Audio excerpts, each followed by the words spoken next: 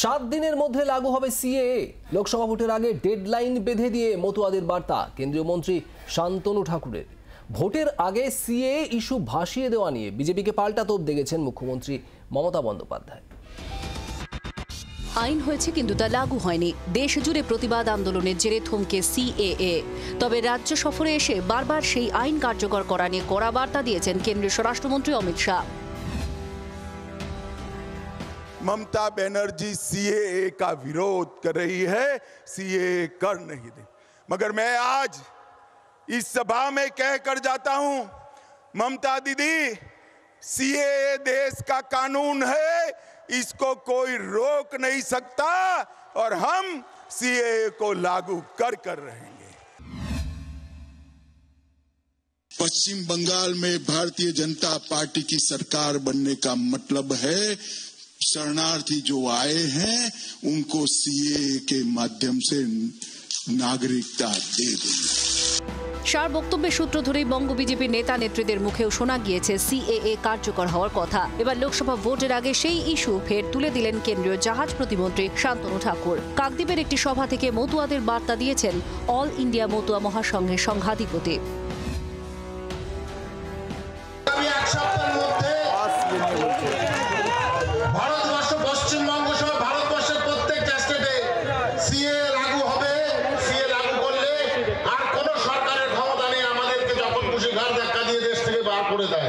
এটা হচ্ছে সবচেয়ে বড় কথা, যার জন্য সিএ ইমপ্লিমেন্টেড জরুরি এবং আগামী 1 সপ্তাহের মধ্যে কেন্দ্র সরকার করবে।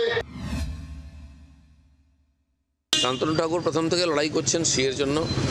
মন্ত্রী আছেন, তিনি জানেন কিভাবে কি হবে। উনি যখন বলেছেন সবাইকে ভরসা করবোই আমরা। লোকসভা ভোটের আগে কেন্দ্রীয় জাহাজ প্রতিমন্ত্রী সিএএ ইস্যু ভাসিয়ে দেওয়া নিয়ে বিজেপিকে পাল্টা তোপ দেখেছেন মমতা বন্দ্যোপাধ্যায়। ফের প্রশ্ন তুলেছেন আইনটি নিয়ে।